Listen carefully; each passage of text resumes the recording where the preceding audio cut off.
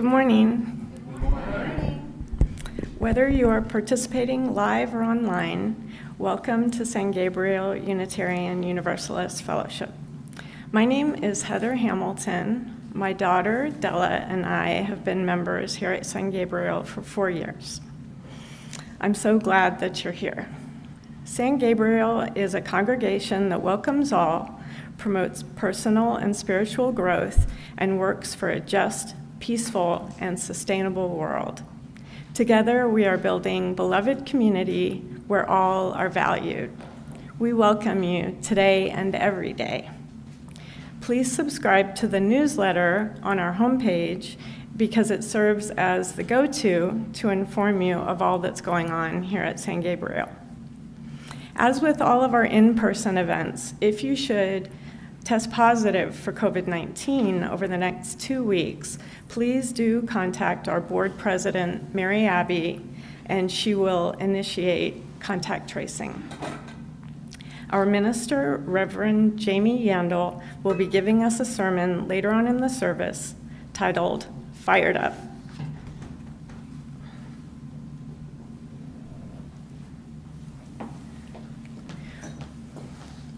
We light this chalice to celebrate Unitarian Universalism. We are a church with open minds. We are a church with loving hearts.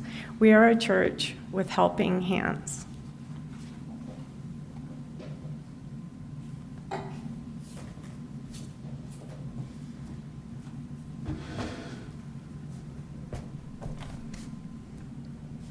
Our opening hymn is Love Makes a Bridge number 325 in the gray hymnal.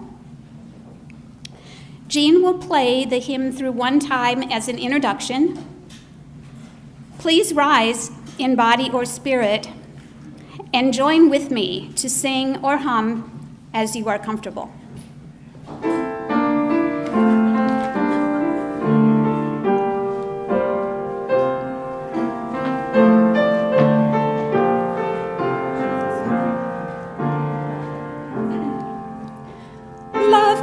A bridge from heart to heart and hand to hand. Love finds a way when laws are blind and freedom banned. Love breaks the walls of language, gender, class, and age. Love gives us wings to slip the bars of every cage. Love lifts the hopes that force and fear have beaten down. Love breaks the chains and gives us strength to stand our ground. Love rings the bells of wanted birth and wedding day. Love guides the hands that promise more than words can say. Love makes a bridge that winds may shake, yet not destroy. Love carries faith through life and death to endless joy.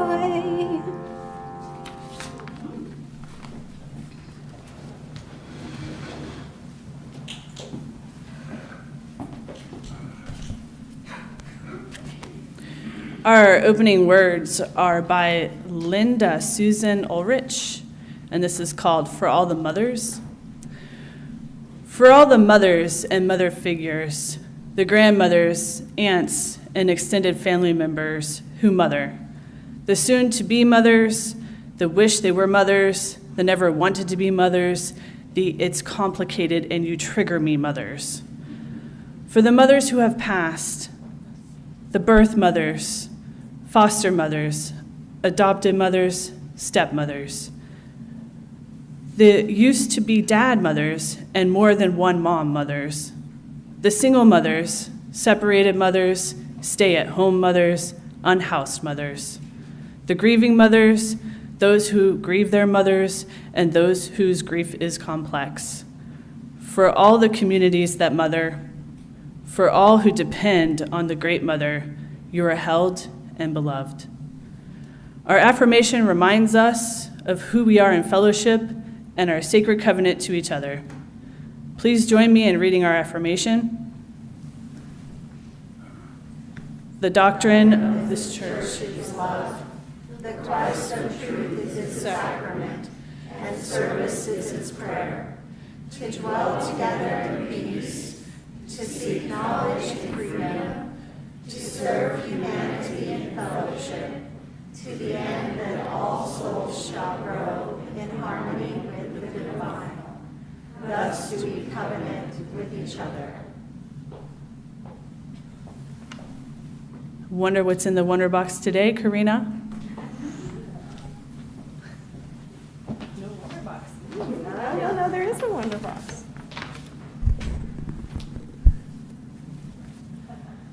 Good morning, everyone. Good morning to those of you at home. If you'd like to make a guess about what is in the Wonder Box,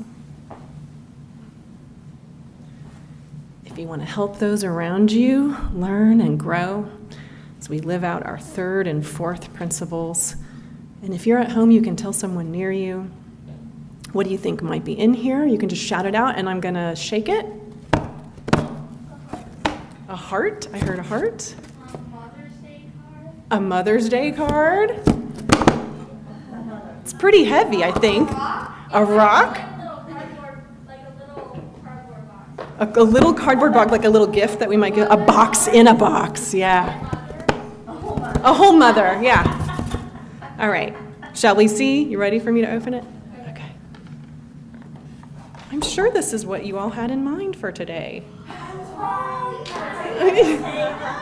Potatoes.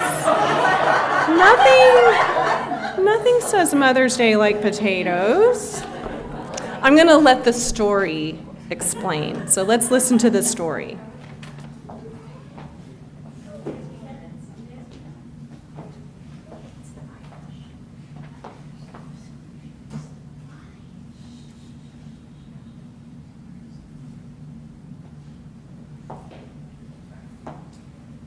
West, one day they started a war with each other.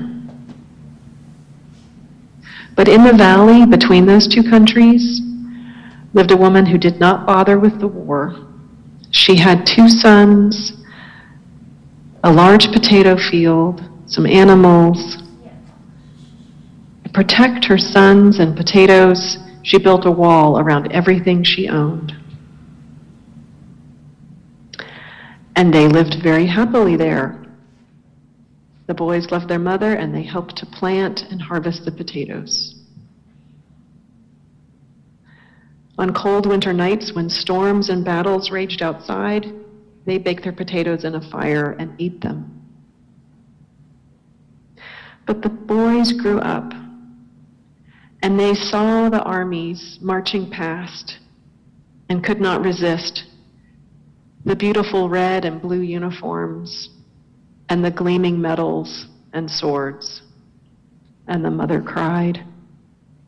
She bolted the door and went back to the potato field. The boys loved being soldiers. Their uniforms were new.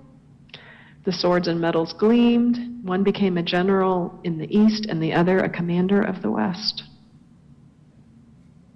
But after many battles were fought, they would sometimes look down at their muddied uniforms and rusted medals and bent swords and thought of their mother and soft bed and baked potatoes, and they felt sad.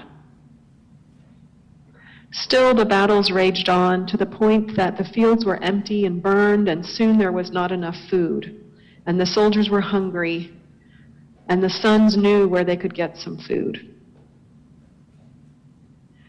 They marched toward the valley where the woman and the potatoes were and said, "Mother, my soldiers are hungry. We need to be strong to win these battles. Let us have some potatoes and we shall fight for victory." And she did not return their questions. They shouted, "Potatoes, potatoes, let's break down the wall and get the potatoes."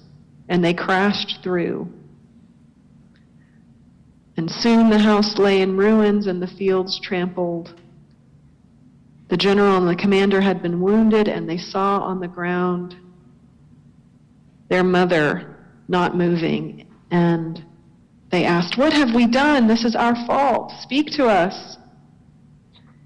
And they were crying, and their armies saw them crying and thought of their own mothers, and soon all the soldiers began to cry.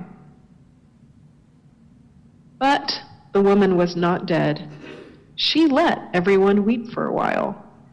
And then she opened her eyes and stood up and said, "Even though you've ruined everything, I have enough potatoes to feed you. But you must promise to stop all this fighting and clean up this mess and go home to your mothers before I will give you one single peel." "Oh, we are so happy you are not dead. Forgive us, please forgive us. We are tired of fighting."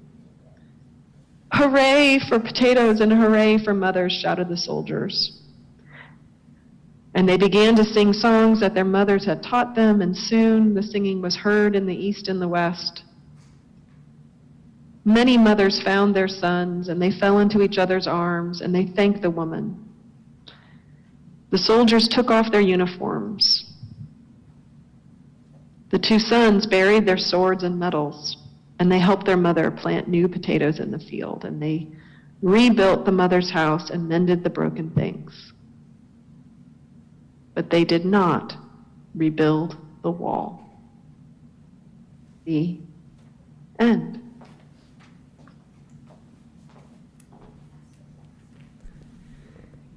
Did you know that the very first Mother's Day was proposed by a Unitarian? On our UUA website, you can go read all about it, where they say that in 1872, Unitarian Julia Ward Howe began advocating for the creation of a Mother's Day for Peace to be held on June 2nd of every year. And you may recognize her name as the author of the Battle Hymn of the Republic, and she was a leading suffragette of her time. As a mother, she was tired of war, and she demanded a peaceful future for her children. And the following year, 18 cities started such a gathering, and then Bostonians continued to celebrate the day for more than a decade, while some cities continued its observance until the turn of the century, and then it died out.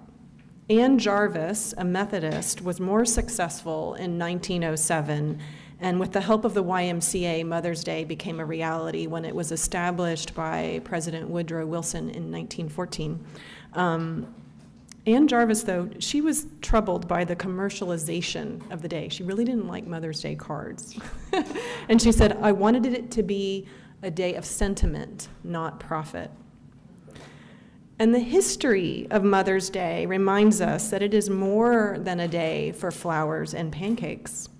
It's a call to honor the resiliency of all those who mother, especially those who bear the brunt of hurtful policies or who are weighed down by stigma in our culture. And with the news from the Supreme Court this past week, we see this writ large, this injustice for all of those who have the ability to bear children. Let us celebrate the tenacity of women and all people who, like the mother in the story, name injustice when they see it and work hard to bring about the conditions so that all families can thrive. So in our RE time today, we're going to talk more about how we can care for the people who care for us. Are we ready to go?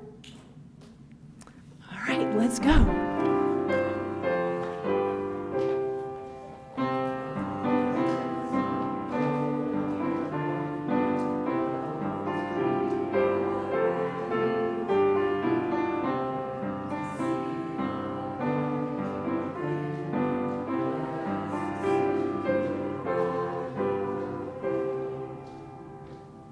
So this morning, we're going to do the 20 seconds for breathing and meditation, and then the service is going to be in 3 parts, and I'll explain that after we have the 20-second meditation grounding moment.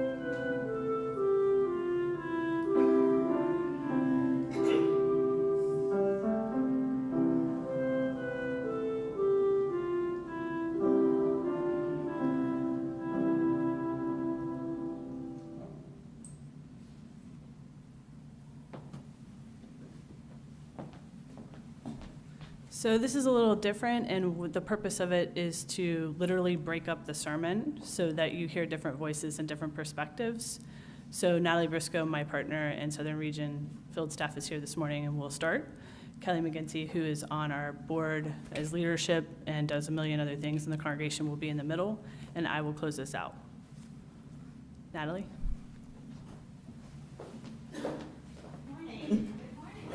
This is my mic check, and it's great. I'm unable to stand behind a pulpit. My name is Natalie, and I am a codependent. These are the words that I have spoken every Thursday night in my Codependence Anonymous group since I started attending around about 2001. I know that I am a codependent because my mother is a narcissist. And when I say my mother is a narcissist, I don't mean she's a little self-centered. I don't mean that she takes too many spa days. I don't mean that I was a little neglected in the 80s when I grew up. What I mean is that in 2001, when I was 21 years old, my mother was diagnosed with narcissistic personality disorder, which profoundly affected the way that we saw, my family saw, and I saw my childhood.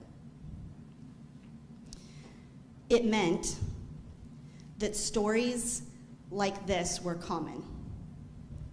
When I was 5 years old, I was on my softball team. I didn't like softball, but my grandpa made me play. And I was at practice, and one of the other players fell and skinned his knee.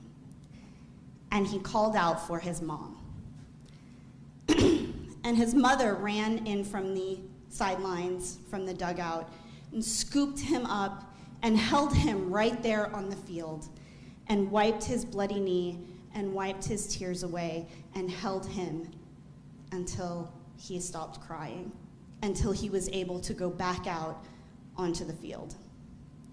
And as even a 5-year-old, I looked at that situation. I looked at that play out. I watched this mother and her child, and I grieved. And I knew that I would never have that with my mother, even that young, because my mother wasn't like that. My mother was incapable of that intimacy. My mother was incapable of that comfort. My mother was incapable of scooping me up at any point. My mother, if that had been me and I had cried on the field, my mother would have punished me for embarrassing her. That's what it means to have a narcissistic parent. So I grew up, I got into therapy, and I started attending Codependence Anonymous. But I knew from that moment when I was 5 years old that I wanted to be a mother. Because one thing I also learned right then and there at that softball practice was that if I were ever to experience that kind of love, that kind of affection, that kind of intimacy, that I would have to be the mother in the relationship, not the child. So I knew that I was going to have to grow into being the kind of mother that I wanted, that I needed.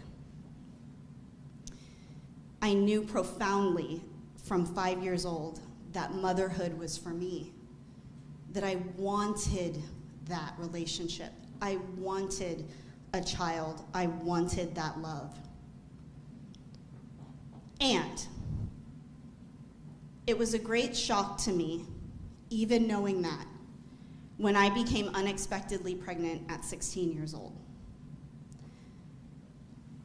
I knew I was unprepared. I didn't have the resources, financial, emotional, physical, to have a child. I knew that if I were to have that child, that I would be perpetuating the cycle of my 15-year-old narcissistic mother, and I would not be doing anything different. We would have the same relationship that I had with my mom. So I decided to terminate the pregnancy. After many, many years, a decade and a half. After getting my bachelor's degree and my master's degree, after traveling Europe and Asia, and after many, many, many more years of therapy and Codependence Anonymous, I finally felt prepared and ready to take on, to go get what I had always wanted, which was motherhood. And while I was pregnant, everyone said the same thing. Everyone said, oh, you will forgive your mother when you're pregnant.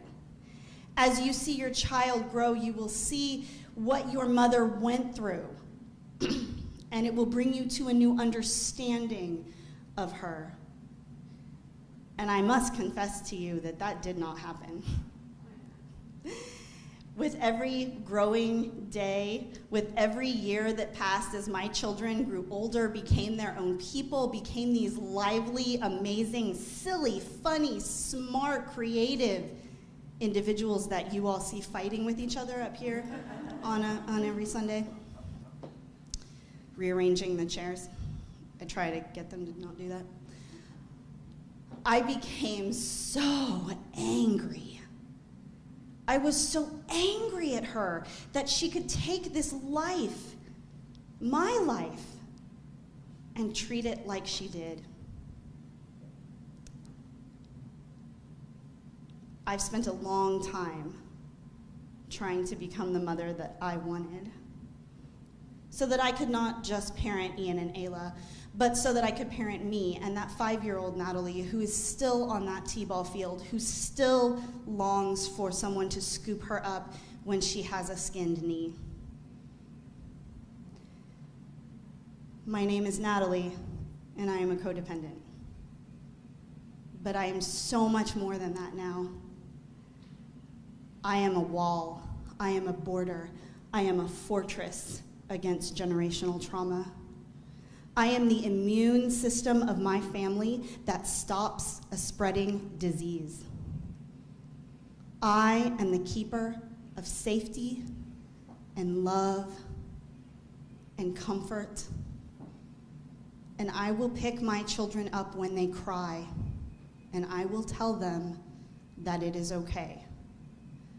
Because I am no longer the child. I am the mother. This is my prayer. Thank you.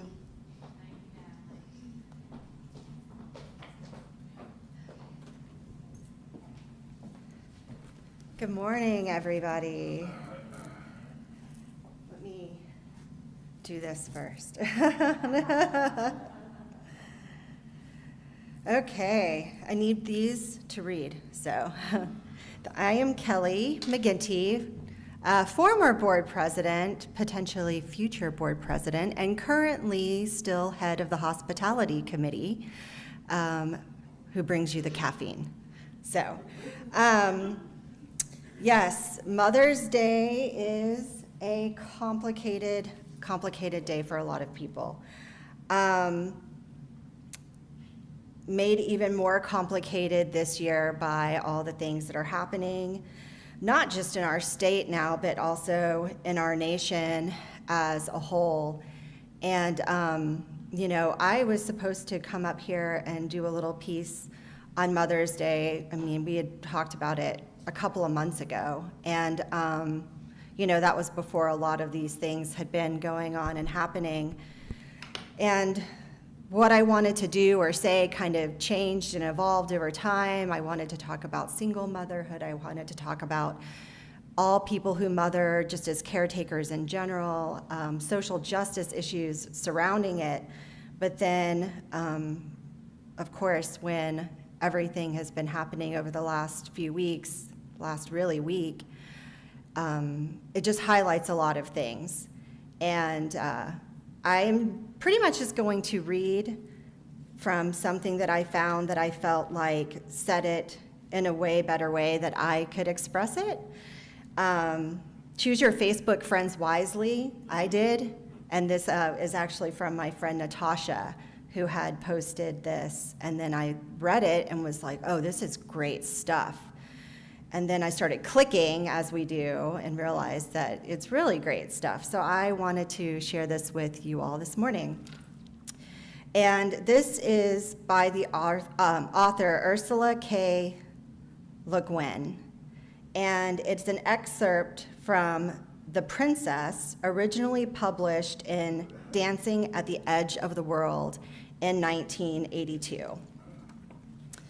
Once upon a time, long, long ago, in the Dark Ages, there was a princess.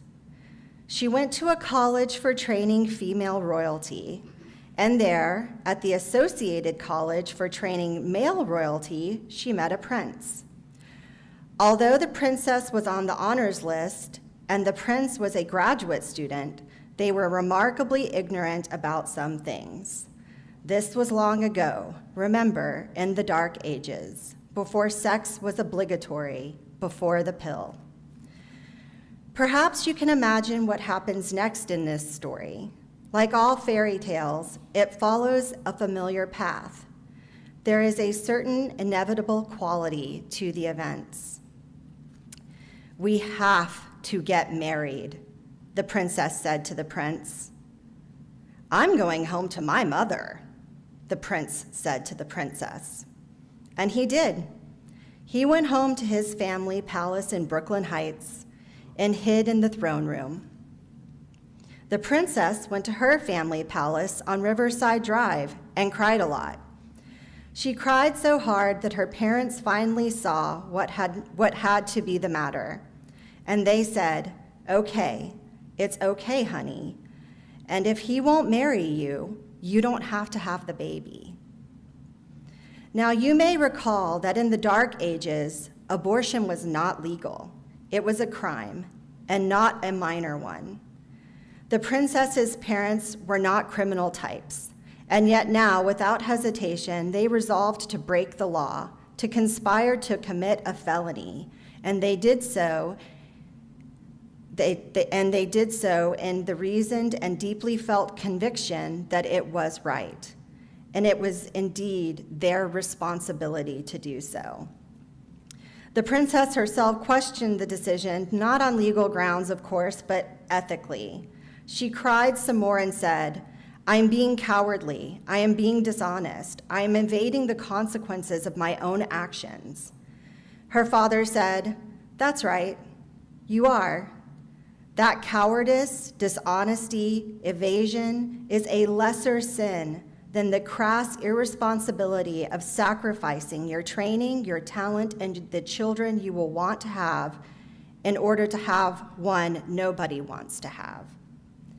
He was a Victorian, you see, a bit of a Puritan. He hated waste and wastefulness. It was an old family friend, a child psychologist, who finally found the right contact, the criminal connection. They were really slick, that outfit. They never used the word abortion, not even that cute euphemism, AB. The doctor offered to restore the hymen. It's easy, he said, no extra charge. The princess did not wish to be rebuilt like a Buick and said, no, get on with it. The princess went back to college. She got her BA a few months after, and then she got her AB. Then went on to graduate school, then got married and was a writer, and got pregnant by choice 4 times. One pregnancy ended in spontaneous abortion, miscarriage in the 3rd month. 3 pregnancies ended in live normal birth. She had 3 desired and beloved children, none of whom would have been born if her first pregnancy had gone to term. If there is a moral to my tale, it is something like this. In spite of everything the little princess had been taught by the male supremacist elements of her society, by the existence of a law declaring abortion to be a crime, by the sleek extortion of the abortionist, despite all those messages repeating abortion is wrong, when the terror was past, she pondered it all and she thought, I have done the right thing. What was wrong was not knowing how to prevent getting pregnant. What was wrong was my ignorance. To legislate that ignorance, that's the crime. I'm ashamed, she thought, for letting bigots keep me ignorant and for acting willfully in my ignorance, and for falling in love with a weak, selfish man. I am deeply ashamed, but I am not guilty. Where does the guilt come in? I did what I had to do so that I could do the work I was put here to do. I will do that work. That's what it's all about. It's about taking responsibility. What was it like in the dark ages when abortion was a crime? What was it like for the girl who couldn't tell her dad because he'd go crazy with shame and rage, and couldn't tell her mother, who had to go alone to that filthy room and put herself, body and soul, into the hands of a professional criminal? You know what it was like for her? You and I know. That's why we're here. We are not going back to the dark ages. We are not going to let anybody in this country have that kind of power over any girl or woman. There are great powers outside the government and in it, trying to legislate the return of darkness. We are not great powers. We are the light. Nobody can put us out.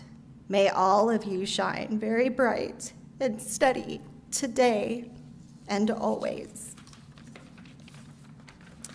And I think that the reason why I chose this in particular to read, because like many women, including Natalie, I too was in college when I had to make the very difficult decision. And it's not an easy decision. It's not something easy for people to do. People put thought into it. And I can't imagine what my life would be like without Nola. And I don't want to. So let's keep that light on. Thank you.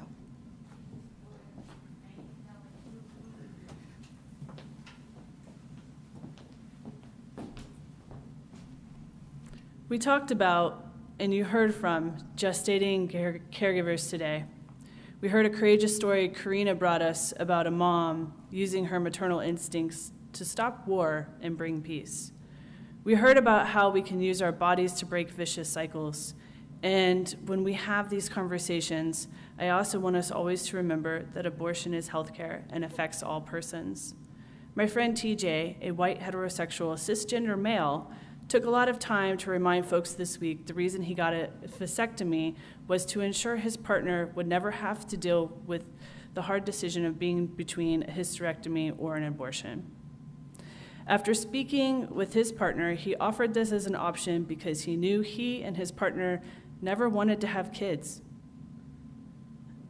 And this surgery was far cheaper, less complicated, and easier for him to get. Because nobody at the doctor's office asked him if he was sure. Nobody told him to check with his husband first. Nobody said anything because he is a man, and nobody harasses men about this topic quite like they do women. And beyond the cisgender world, things are even more complicated. I know fellow transgender persons who have both gotten an abortion and also chose to become caregivers. They had to fill out extra forms. They had to fight harder. They had to pay extra. They had to spend hours and hours explaining a lot of things to a lot of people who felt like they had some kind of ownership over their bodies. And this struggle is nothing new. Your generation helped my generation bring abortion about. UUs have decided at General Assembly since 1960s over 20 times to support the right to have an abortion. And now we are all coming together again across generations to protect one another.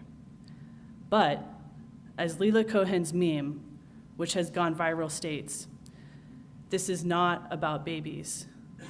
If it was about babies, we'd have excellent and free universal maternal care.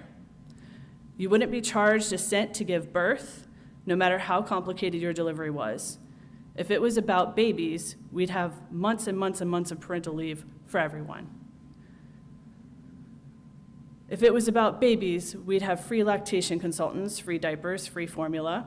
If it was about babies, we'd have free and excellent child care from newborns on. If it was about babies, we'd have universal preschool and pre-K guaranteed after school placements.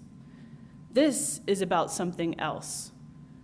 This is about exercising authoritarian control over bodies that have uteruses. This is about endangering the lives and economic opportunities to thrive of half the population of North America. This is about the entrapment and enslavement of women. This is about racism, classism, misogyny, and transphobia. This is about everything. We are in Texas. We are on the front lines. This is our only work. Let us come together, as we always do, with our UU values on the front lines with us, with the bonds and the ties that we have, strengthening one another when we get weak. With everything we have, now is the time to lean into one another and to not give up. With all that we are, we will bend the arc of the universe towards justice. Let it be so. Amen, and blessed be.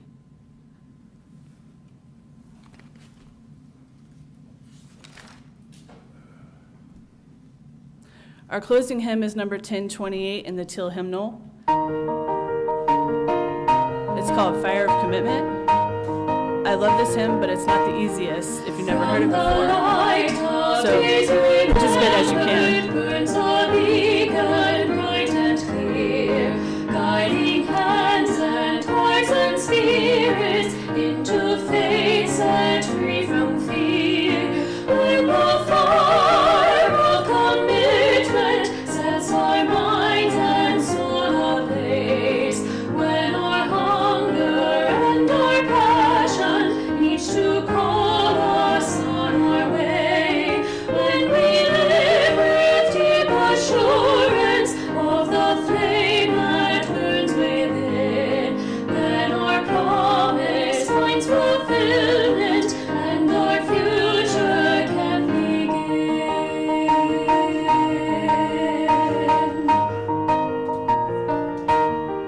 From the stories of our living rings a song both brave and free, calling pilgrims still to witness to the life of liberty. When the fire of commitment sets our mind and soul ablaze, when our hunger and our passion reach to call us on our way, when we live with deep assurance of the flame that burns within, then our promise finds fulfillment and our future can begin.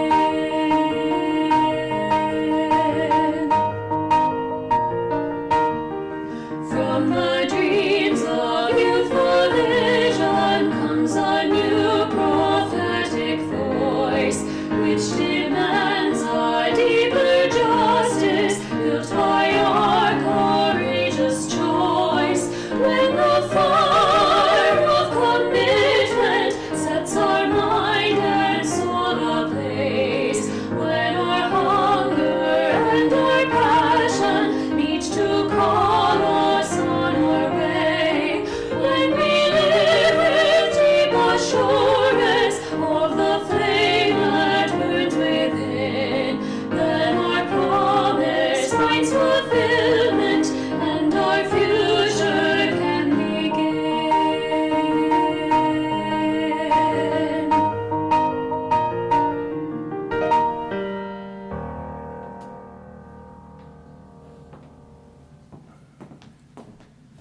It was a stressful morning and we forgot the offertory. Happy Mother's Day. So let's do that now as organically as and how we need to do it. I apologize.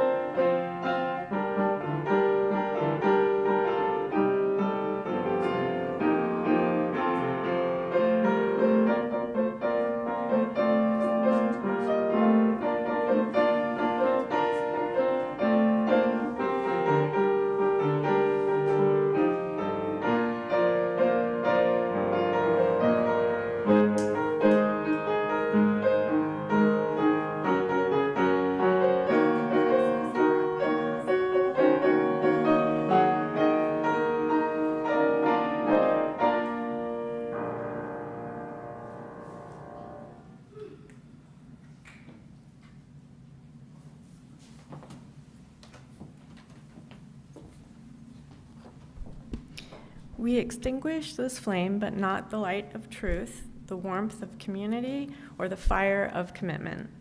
We carry in our hearts until we are together again.